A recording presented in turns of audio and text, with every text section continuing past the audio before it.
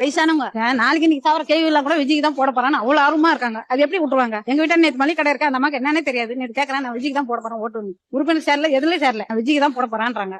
வணக்கம் நண்பா, நான் உங்கள் ஜான் ஜேடி. தளபதிக்கு சின்னவங்கல இருந்து பெரியவங்களுக்குமே எவ்வளவு பேருடைய சப்போர்ட் இருக்குன்னு நல்லாவே தெரியும். ஆனா இவங்களுடைய சப்போர்ட் பாத்தீங்கன்னா இந்த அளவுக்கு ஒரு சப்போர்ட் இருக்கு அப்படின்றது ரொம்ப ஆச்சரியமா தான் இருக்கு. சோ அது எந்த அளவுக்கு எங்களுடைய சப்போர்ட் பண்றாங்க அப்படின்றத பார்க்கலாம். சோ என்ன விஷயம் பாத்தீங்கன்னா, தளபதியோட இந்த அரசியல் பாத்தீங்கன்னா, அதாவது இப்ப அவருக்கு எவ்வளவு பேர் சப்போர்ட் பண்ணாலும் சரி, எலெக்ஷன் அப்படின்னு வரும்போது பாத்தீங்கன்னா அவர் ஓட்டு போடுற இடத்துல தான் அது நிறைய தெரியும் அப்படின்னு சொல்லியிருக்காங்க.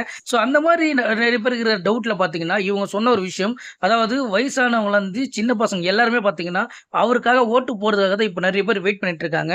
சோ இந்த ஆட்சி கண்டிப்பா வரணும், அவர் ஜெயிப்பாரு. கண்டிப்பா அவர் ஜெயிச்சு நின்னப்புறம் தான் நிறைய பேருக்கு புரியும். அதாவது இப்ப இருக்கிற ஜெனரேஷன் ரொம்ப கெட்டு போயிருக்கு. எல்லாமே ஒரு கெட்ட பழத்துல அடிமை இருக்காங்க. இதெல்லாம் மாறணும். இதெல்லாம் மாறணும் அப்படின்னா கண்டிப்பா அவர் வரணும். எப்போ 2026 வரும், எப்படா அவர் ஓட்டு போடுவோம் அப்படின்னு வயசானவங்க இப்ப வரை வெயிட் பண்ணிட்டு இருக்காங்க. அது எப்படிங்க அவருக்கு போடாம விட்டுருவாங்க அப்படின்னு சொல்லியிருக்காங்க. சோ அது மட்டும் இல்லாம பாத்தீங்கன்னா தளபதி ரொம்ப வெயிட் பண்ணிட்டு இருக்கோம், அவர் நல்லது பண்ண சொல்றாங்க.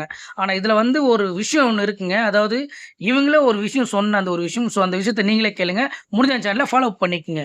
நான் இது வரைக்கும் ஓட்டே போட்டது, இப்பதான் நான் ஓட்டுக்கே ரெடி பண்ணியிருக்கேன். அவருக்கு ஓட்டு போடணும் ஆர்வமா இருக்கேன் நான்.